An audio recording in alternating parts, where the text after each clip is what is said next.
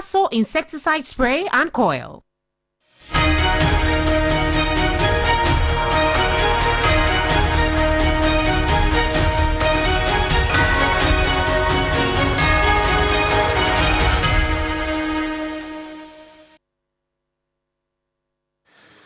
Well, it's the 9th of April. Hello, good evening. Welcome. This is Ghana Tonight. We're live from Sabata Desawe Kanda, also live on TV3 Ghana on Facebook, the DSTV channel 279.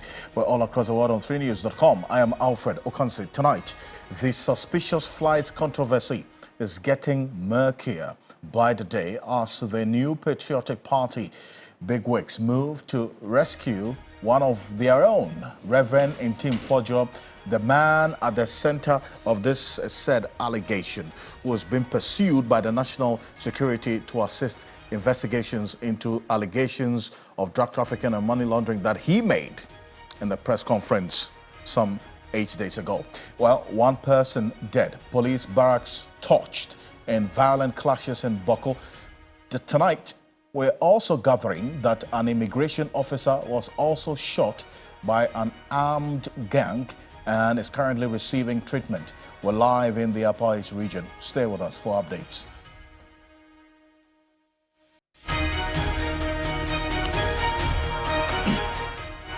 Also tonight, it was a no-show at the Supreme Court as Old Tafo Member of Parliament Vincent Asifua and one other person sought to halt the processes seeking the removal of the Chief Justice. We'll tell you how it all played out in court earlier today. As always, you're an integral part of the conversation. Let's hear from you.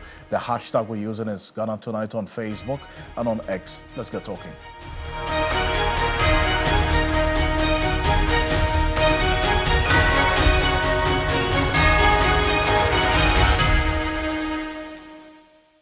Well, let's settle for Ghana Briefs.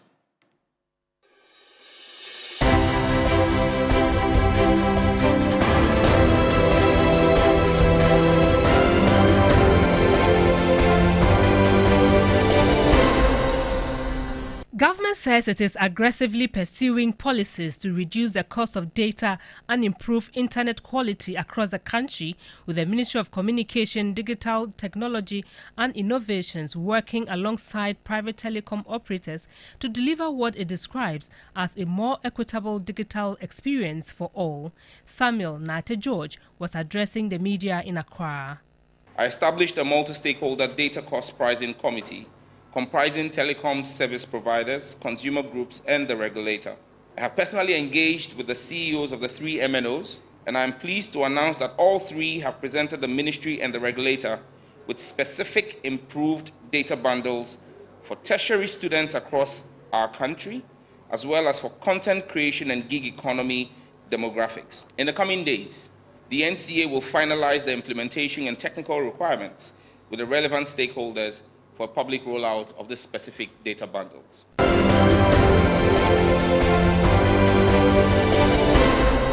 Hearing of the injunction applications against petitions for the removal of Chief Justice Gertrude Saki Tokonu has been adjourned indefinitely.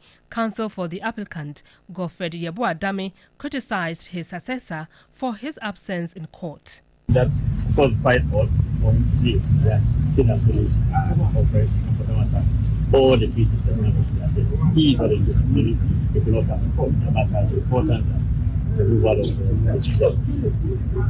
The clinical or send a message of court and tell the Chief Theatre also not consider telling the clinical. What makes more odd is the fact that they send state attorneys, not even one or two senior state attorneys, coming from the court and they are the conference. So the matter should be done. That is all.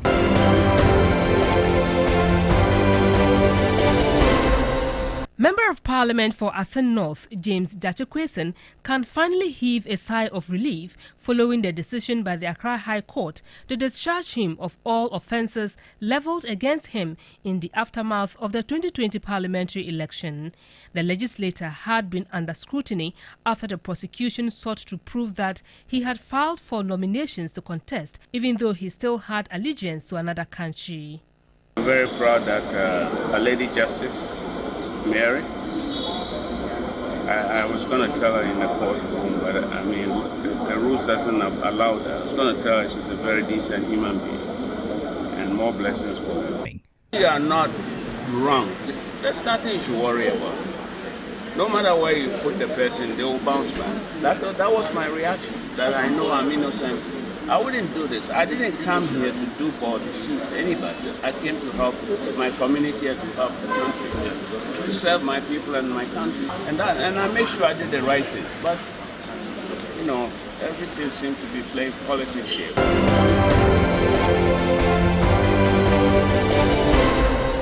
One person has been confirmed dead and several others injured after a youth group clashed with law enforcement officers in Bawku. The Wednesday violent clash has also resulted in the burning of a police barracks, vehicle and the private residence of 3 police officers, including that of the Bawku Divisional Police Commander. Law enforcement agencies, including the police and military, have since brought the volatile situation under control, but the town remains tensed.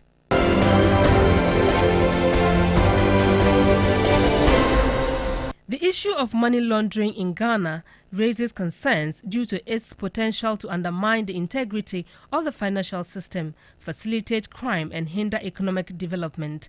Government of the Bank of Ghana, Dr. Johnson Esiama, has therefore issued a strong caution to financial institutions ahead of a crucial anti-money laundering review in 2026. He spoke during his first official engagement with chief executives of commercial banks as part of the central bank's post-monetary policy committee engagements with relevant stakeholders. Collective goal must be a first-time success. Colleagues, history shows we've struggled in past rounds and we cannot afford to be green-listed again, especially given the outsized impact that reputational and financial penalties would have on the banking sector.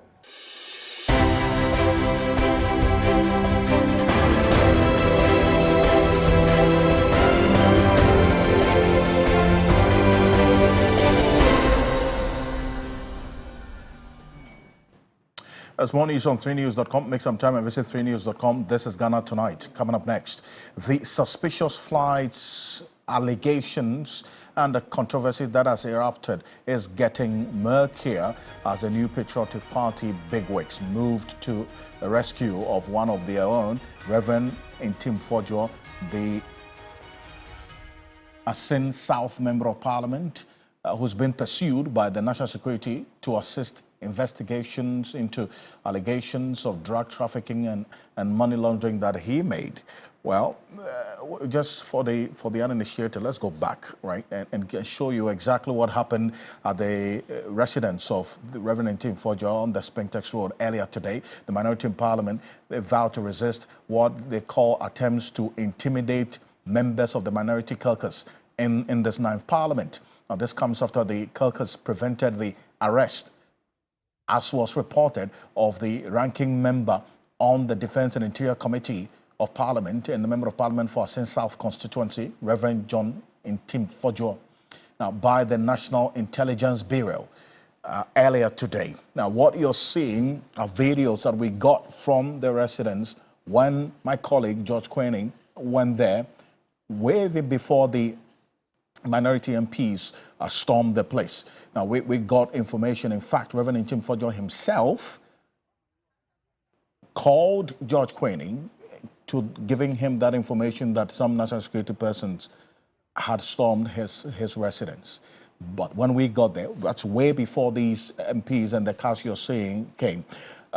Then we got sight of these persons who were there, and the Reverend Ntim Fodjo at the time was in his room and filming the process from the window, from the information that we got earlier. Now, as you do know, Reverend Ntim Fodjo, is at the center of this allegation of the 2 flights. He addressed a press conference indicating they had intelligence. I think the minority on the Defence Area Committee of Parliament had intelligence that these flights were used for some suspicious activity other than for the medical purposes that it has been recorded for. And he specifically indicated that they had intelligence and suspected that these flight had cocaine and money that had been laundered, brought into the country. Well, this is what has generated all of this controversy and the demand for him to substantiate and give evidence to the said allegation. Well, at this venue, you just saw Alexander Afenyomarkin there coming into the premises of the MP with other minority MPs to the compound. My colleague Gyakye Quayson spoke to him to find out exactly what their position is on this and why a number of them stormed the MP's residence earlier today. Take a look. Come with armed men. You know, about 20 of them. We don't need it. If you disagree, you disagree. In any event, the caucus is calling for a bipartisan inquiry into this matter. We should be able to judge all. But, well, they have de-escalated, they've left, they've gone back to wherever they came from. We want to assure the government that we will cooperate if they approach things in a decent manner. Absolutely. But we will not be intimidated. Let's engage. We are political actors. Let's assure the people that we are ready to uphold the promises of the Constitution and democracy. This must stop. Well, so that's the minority leader, Alexander Afenyomarkin there. Let's stay with me because the majority chief whip, Honorable Nelson Roxon Dapiamepo, is also going to be joining us on Zoom in a bit to have a conversation on this. But also my colleague Gyakye Quayson spoke to the Ofosia Yerebi, Member of Parliament, Kojo Oponkoma, who also condemned this action by the National Security, in fact, the National Intelligence Bureau earlier today. Take a look. When the minority caucus expresses a position on a matter through its a spokesperson on a particular matter, holds a press conference, expresses a position on a matter. When have you seen in Ghana's history that we sent about 20 gun-wielding NIB officers to go and pick him up to come and explain what he said? When? Is this the change? We're not back in a coup era. So that's the first issue, that when the minority caucus is raising questions that there's a particular matter, full-scale public inquiry needs to take place on that matter. You don't send gun-wielding NIB officers. Did you see the guns? AK-47s, cocked people wearing masks and balaclavas all over.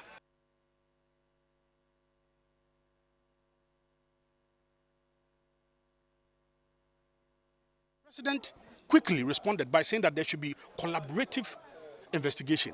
Then all of a sudden, the spokesperson to the president, who is throwing his weight about, and he must be sacked. He is rather undermining the position of the president. He rather said that even the investigation is useless because Honorable Fojo did not provide any evidence.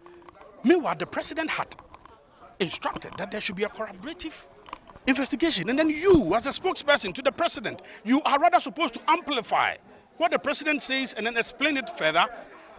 You are rather articulating a position.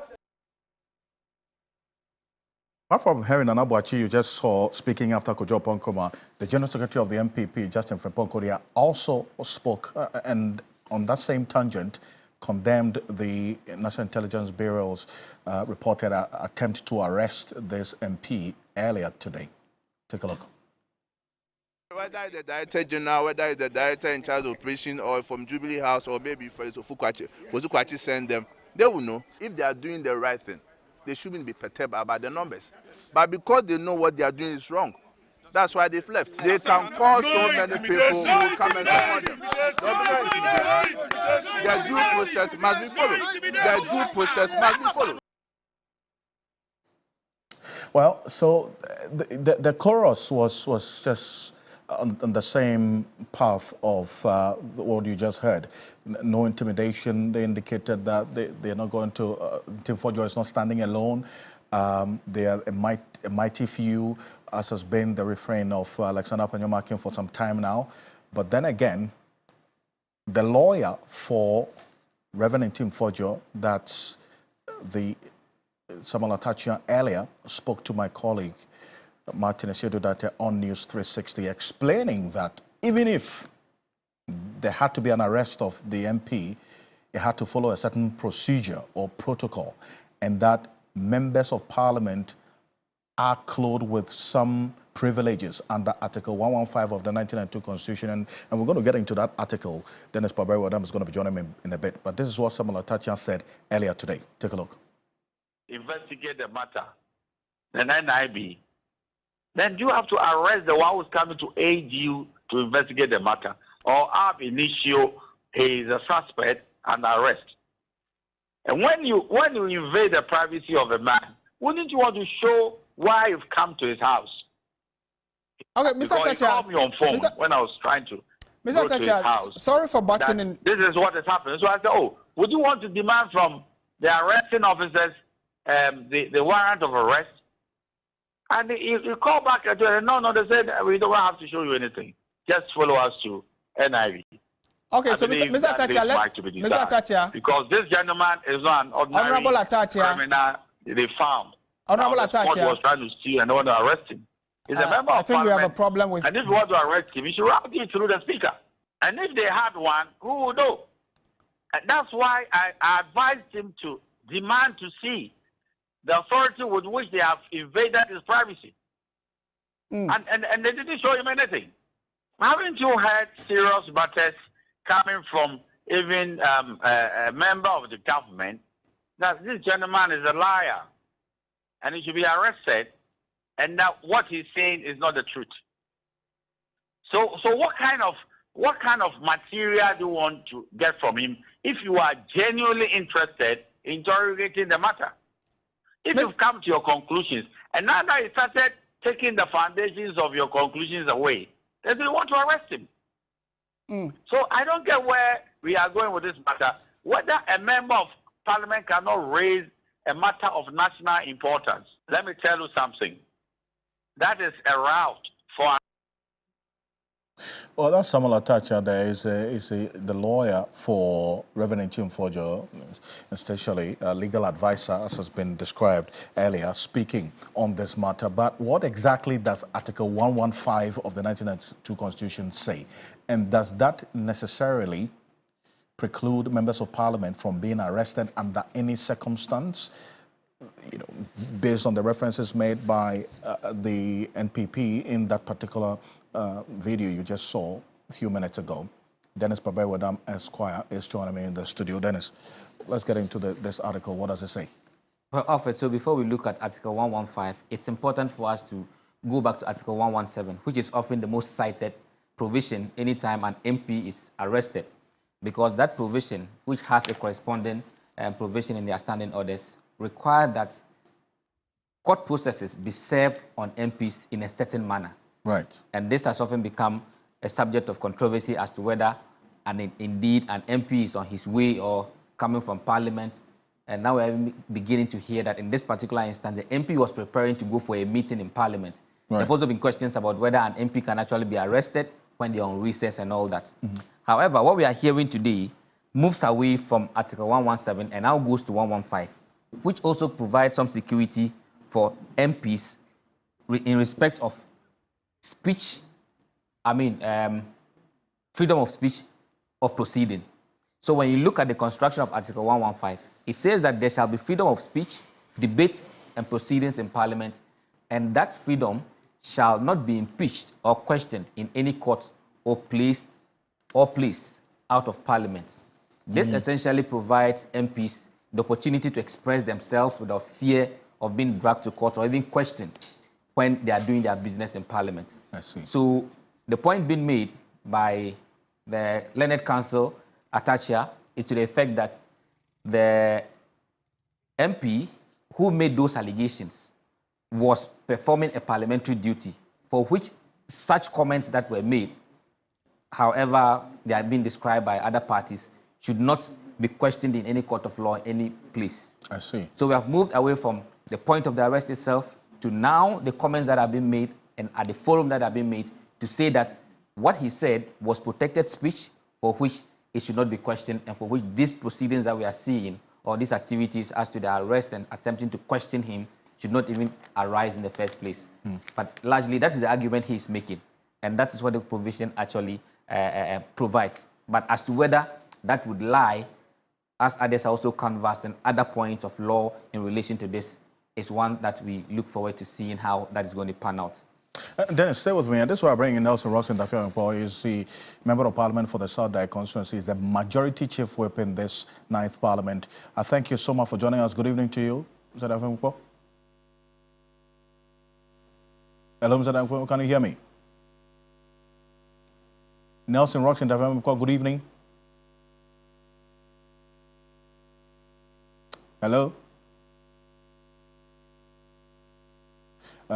We'll try to reconnect with Nelson Roxon Ndafia-Mekpo to get some more reactions to this. But it also then begs the question of exactly what the Member of Parliament said. Just for those of you who have lost track of exactly what Reverend Tim Fodio said, let's bring back that press conference for which, Dennis, you say that Samuel Atachia's contention is that this is protected speech. Yes, to the extent that it comes under Article 115. So even if, assuming without admitting is without any, it's not proven beyond reasonable doubt that is indeed that statement is true, it still can't be protected under this article? That's the argument he's trying to advance. But the questions that many are asking is if indeed where he even made a speech is within the contemplation of this particular provision, which talks about proceedings in Parliament. Right. But mind you, that particular press conference was not proceedings of Parliament. It was a press conference that was held outside of Parliament. Right. And guess what? I heard something interesting today. The Member of Parliament for Pagachana constituency was interviewed, and he said this press conference was held on 1st April. Yes. And that for a moment, he thought it was April Fool's. He didn't think that the MP was actually making those allegations intending for them to be taken seriously. I mean, I found that very interesting because for the first time, I'm thinking 1st April, but why would, I mean, that really would not lie. In the mouth of that Member of Parliament. Exactly. But let's record this. This is what Reverend Fodio said at that press conference on the said date. Take a look. Reliable intelligence intercepted by the Minority Caucus indicates that on March 20th, 2025, Air Med flight N823AM, which is an air ambulance, and I must stress, it's an air ambulance designed specifically to carry patients, landed at Kotoka International Airport in Accra, Ghana, and remained in the country for 5 days before departing 1 a.m. on March 25th, 2025, back to Gran Canaria. Our intelligence further posits that no patient was transported by the said Air Med flight, neither to nor from Accra. There is no evidence of medical referral of or patients accompanying or on board the flight on either legs of the flight. We are reliably informed that contrary to the expectation that the Air Med flight would carry patients, the purpose for which it was designed and operates, it rather on this occasion carried suspicious cargo suspected to be cocaine and cash in various United States dollars denominations. In a related development, a private jet, Kavok Air Antonov An-12B, also landed at Kotoka International Airport on March 12, 2025. So you had those words there about the suspicion and then also intelligence that you heard him talk about. Nelson Roxon Ndafia-Mekpo is with us on Zoom. Can you hear me now?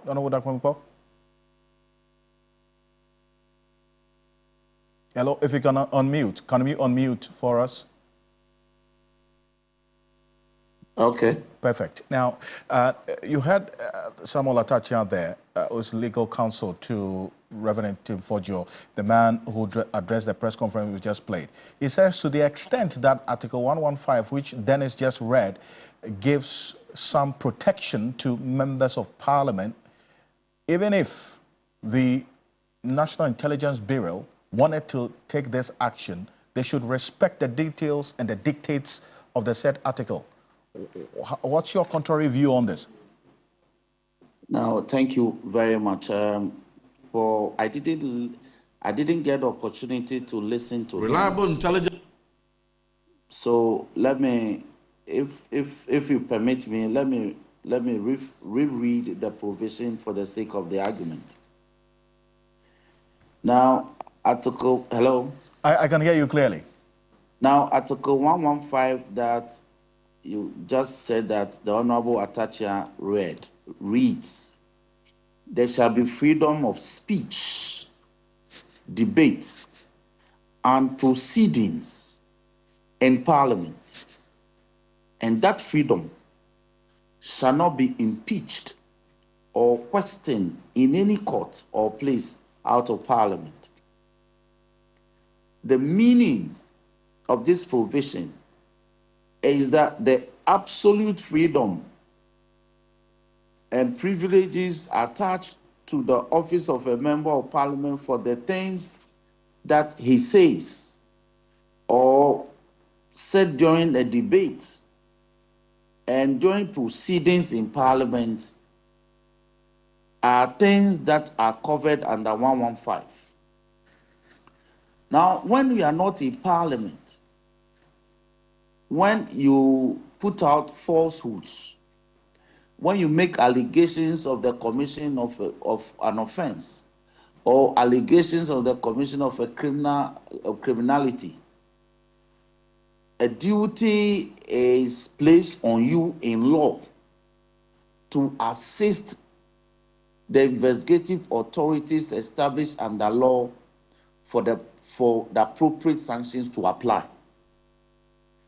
So you cannot be invoking Article 115 when the matters that you are alluding to were not matters you raised on the floor of Parliament, nor in respect of a proceedings in Parliament, nor otherwise.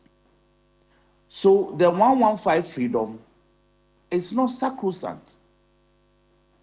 It is placed in contest. It is matters that you stand on the floor and say,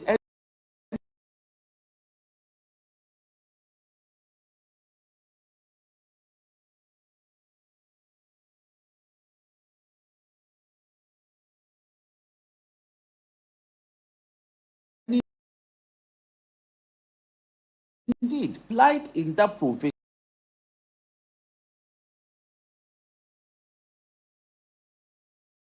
Out these statements. Honorable Intim Fojo, please go to the police and assist them in this matter. I am interested. You say you won't go.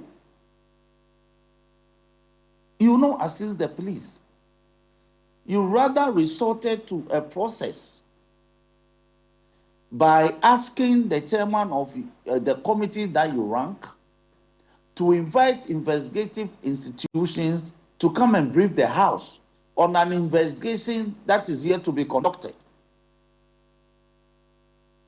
So again, he's not interested in the matter being gone into by any of the security agencies. He's interested in doing propaganda. So let the record also bear me out that it is also an offense in this republic to deceive public officers. And Intim Fojo cannot be invoking Article 115 to his rescue. It is not. It cannot rescue him. In any case, Ocansey, a multitude of suspicions do not constitute proof. So Intim Fojo's insistence on being suspicious of a commission of crime does not point to the fact that really a crime has been committed. That is the principle all of us must accept. So the duty is now inherent in him to assist with the modicum of evidence that he has, if he has any at all, to point the security agencies or the investigative agencies to a certain path. In the absence of that, he may be compelled. And the compulsion is also not covered under 116.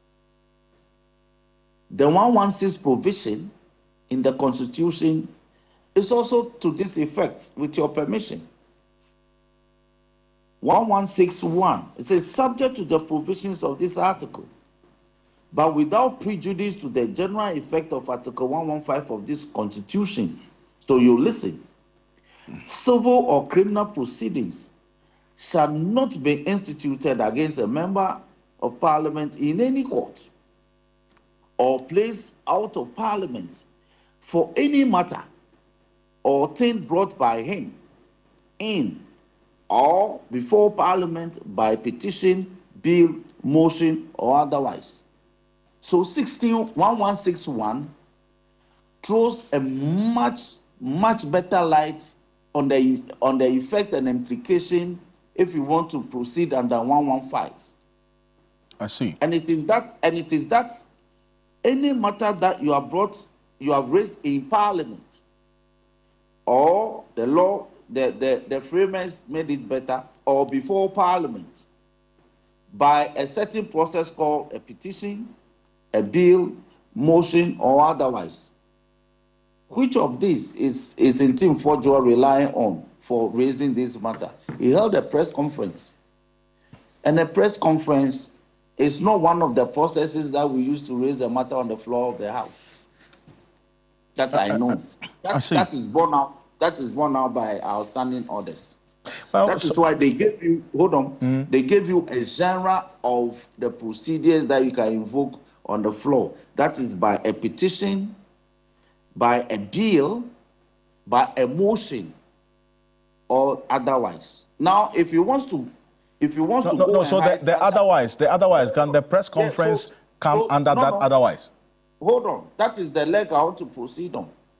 If you want to proceed under the general traverse of otherwise, then you must be doing this on the floor. So, for instance, you could come under a question raised by a member. So you can file a question directed at the sector minister to come and answer. These are the procedures known to our standing orders. So when you go and regurgitate falsehoods, allegations, unfounded, 115 mirrored and amplified by 116 will not save you. Your immunity will be impeached. Indeed, it means you can actually go and commit a crime as a member of Parliament and say that, because you know that you can also commit a crime by saying things. For instance, when you threaten somebody, you have committed a crime. You know, threat is one of the crimes or offenses that you commit without actually acting on the words. But you see, so hold on.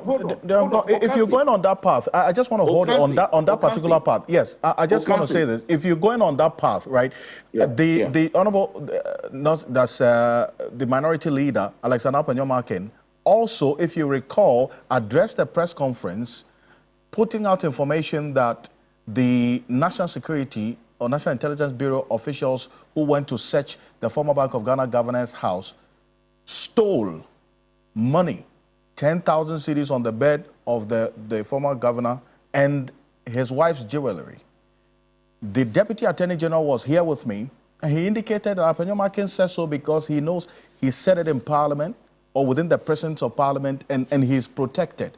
So up to now, we haven't gotten any confirmation of the said information that Panyomakin put out there. He's working a free man. You are that same principle that you are espousing right now to this particular instance. How about that? Should he also be questioned? If I recall, because I was in the House when the minority leader used the Friday presentation of business statement period to comment on the business slated for the following week, to make these comments. And by convention and protocols in the House, members are given opportunities to make comments on businesses slated for the House for the preceding week, and be at large to some extent. So he made those comments on the floor of the House. When you make those comments on the floor, so if you recall, the Honorable Deputy Attorney General actually wrote a terse commentary on that conduct. Yes, but he at a press conference. Yeah, hold on. And he later regurgitated it at the press conference. So the Deputy Attorney General analyzed his conduct and actually asserted that the absolute immunity granted members of Parliament in respect of the things they say is not sacrosanct. It is subject to truthfulness of the facts you put out. So when you go and put out falsehoods, inaccuracies, and propaganda, there are provisions in the law that will apply to such conduct. And that conduct cannot be saved by Article 115 and 1161. But let me conclude here for now by saying that the conduct of my brother in Team Fojo so far cannot be saved by the circumstances anticipated by the framers and elusively captured under 115 and 1161. Because if the state decides to proceed against you, and for instance, by saying that your conduct breached a provision of Act 29, that's our criminal code, and that you have deceived the information you put out, you have deceived public officers who were to have been engaged in this matter, and so far you have provided no evidence, so they are prosecuting you. 1161 cannot save you. They will arraign you before a court, and you go and defend yourself. I see. An MP cannot go and commit a crime and run to come and hide under 115 and 116. That is not the intent of those provisions. The intent of those provisions is for the proper conduct of the elected representative of the people, and raising matters accurately for public attention, and not to deceive, and not to also engage in a crime and things that his immunity will cover him. It will be perforated. It will be removed. And let me cite a lot of examples from our side when we were in opposition. The Honorable Xavier Sosu was arrested by the police for on suspicion of having committed a crime. He was a member of parliament. He was arrested. We raised hell. The government said a commission of a crime is against the states, and parliamentary immunity cannot save us. I see. They proceeded against Sosu. They proceeded against John Jinapo. They proceeded against Dr. Kobran Donko. They proceeded against me. They came to bulldoze down my house. They arrested me. I was not saved by 115 or 116. I see. But then the Honorable Ama Kofi Bua, as a deputy minority leader, he was arrested for committing a traffic offense. He was taken to a court of law. He was convicted and sentenced to a fine. He had to pay the fine. Parliamentary immunity was not raised, even though he was rushing to go and participate at the committee proceedings that needed his attention as the ranking member at the time. Right, but just a quick one, and before I let you go quickly. The other demand by the minority NPP is that to the extent that even if he has to be invited or arrested, there's a protocol, a procedure to do so, which has been also triggered in the case of A+ and the former Youth and Sports Minister. The Speaker has been written to, a date has been set, and the invitation will be at the instance of the Speaker, and in this particular instance, in the Speaker's conference room, in the presence of their lawyers. So if that protocol is there, why is a different approach being taken in the case of Reverend Tim Fojo? Let me answer this question by posing another in the converse. Under Article 117, civil or criminal process coming from any court or place out of Parliament shall not be served on or executed in relation to the Speaker or a member or the clerk to Parliament while he is on his way to, attending at, or returning from any proceedings of Parliament. Speaker, Afenyo went to court sometime in last year and got a court process not served on speaker. They said that the Supreme Court ruled that once he has notice or he had wind of the issuance of the court process, it amounted to service. They proceeded to hear the matter in this country. So when it suits them, then they want to invoke the Constitution. When it doesn't suit them, then the Constitution is the savior. We were in this country, they told Speaker that even though he has not been served, the fact that he was informed on the floor that there's a court process, it amounted to good notice and good service. So we can always have recourse and make these debates. Well, I appreciate your time on this, and I tell you what, this is a part of the conversation that is not ending today. And as I indicated to you, we have a conversation in the coming days which we're going to sit and have extensive time to delve into this matter, because this is not going to be the first and it will not be the last of what we are seeing in this instance. Thank you. Nelson Rossendale is Majority Chief Whip, Member of Parliament for the South Dai constituency. He's a private legal practitioner in good standing, by the way. But after this, let's go quickly to the Upper East region, because there's not too good news coming from Bawku. That's coming up next. One person is reported dead. Police barracks torched in violent clashes in Bawku. Tonight, we're also gathering that an immigration officer was also shot by this armed gang and is currently receiving treatment. We're going to go live to the area and give you a quick update on it. We have a security analyst and then also our correspondent in the area, Castro Senyala, is going to be joining us after this quick break. Stay with us. We have some fresh updates on this incident.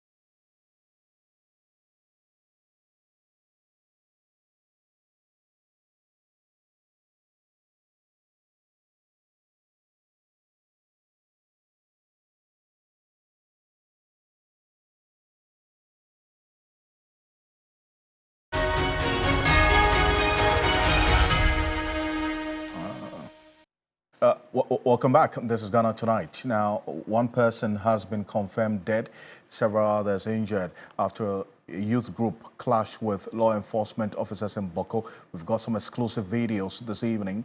Doesn't look too good. This Wednesday violent clash also resulted in the burning of a police barracks.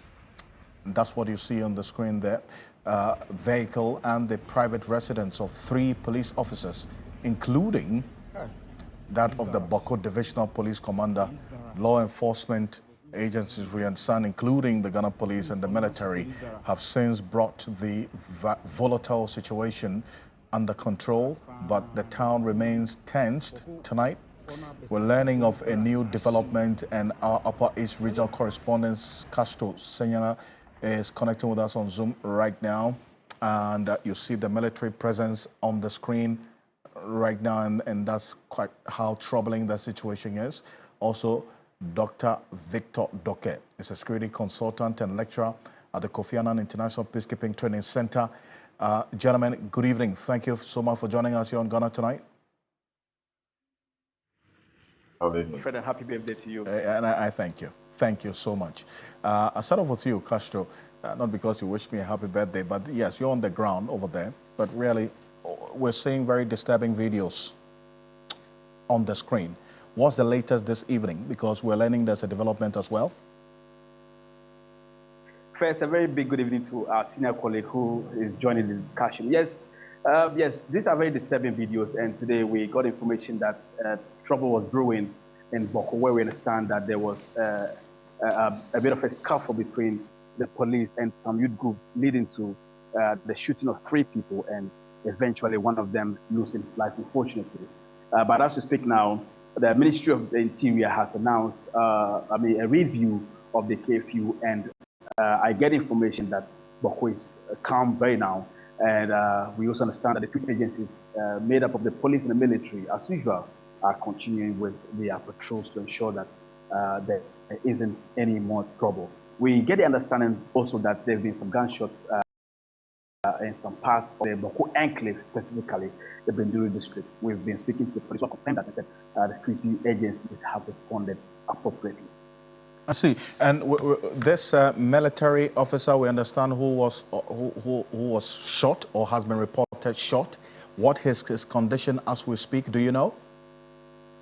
Alfred, the immigration officer, was shot, we understand, early in the day, but information about his shooting came to me later in the day.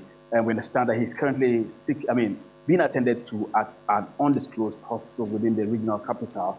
We understand that he's in a stable condition. I've been speaking to some sources within the security agencies, specifically the immigration service, and they tell me that he is doing so well, and the expectation is that he'll be fine very soon. But from what they tell me, it appears he was caught up in the crossfire earlier today when some, youth who are yet to be identified opened fire towards the military, the police, and what we understand was in retaliation to what had happened earlier on, where the police and that particular youth group had issues. But the police have been telling me that it was something that they had managed to contain, or they had tried to contain, and really did not mean any issue whatsoever. And so if the youth got it wrongly, it was unfortunate. But the hope is that very soon an understanding would be reached, because the police administration, we understand, is engaging leadership of the Bawku community, and very soon an amicable solution will be found. I see. Dr. Doka, so the Member of Parliament for Bawku Central has condemned this, but beyond the condemnation, Doc, what next? Especially because of this cyclical nature of the violence in the area. Well, before I go on, happy birthday to you, Alfred. Thank you. Thank you. What's the other name they call you? AKA Dr. Flamingo, right? Indeed. Right. Indeed. So we thank you for the good work you're doing. Thank you. We appreciate it. Yeah. All right. It's unfortunate we have to hear, Bawku again. I spoke to one very prominent statesman in Bawku this morning, and he confirmed exactly what your reporter has said with regards to the incident, the shootings that was rampant and then the death, and then the injured, and then also confirming the unfortunate incident that happened to the immigration officer who was caught in fire. Yes, the MP has condemned the incident, so will I also join him to condemn the incident that no matter the circumstances, an attack on the people who have sworn to protect life and property is not a good way to go, no matter what you feel, whether you may not agree with them in some circumstances. You don't have to take that route. But then the issue about mistrust still lingers on. Mistrust on the part of the youth and then the state security. So then if the youth feel a decision being taken by the state security does not favor them, either of the sides, then they will vehemently sort of like engage. And they would try as much as possible to let the state security or even any neutral party get to understand their position first of all, before even going to their needs. But then if that is not done, then you'll be likely perceived to be an outsider, someone who doesn't want to understand their position, and then they would form mistrust against you. So I think with regards to what the MP has said, will not just end there. Now, we should encourage an investigation into this matter. Okay, although it would be very challenging to ascertain which youth groups especially did this, or any criminal gang who has taken advantage of this. But I think it can be done. And then we'll see how the state security will regroup, which is very important, because this should not demoralize them. They are there for the peace of the people, and not just a cross section of the people. No matter what, we have to look at the consequences or the effects of the conflict, not just now, that it has on the community itself, the environments, the women and children especially. So I think we should try as much as possible to, institute a full-scale investigation to ascertain what really went on, and then try to get the youth groups on board with regards to engaging with them to try and understand that every procedure, or any kind of measure that will be implemented is not against them, but was for their safety and protection. Indeed. But then you talk about mistrust. What we've seen, the immediate response we've seen in this instance is reinforcement, police, military on the ground, and then also the condemnation, and then what we're seeing, the curfew obviously is going to be renewed or imposed. But how would the mistrust be dealt with effectively from where you sit as a security consultant?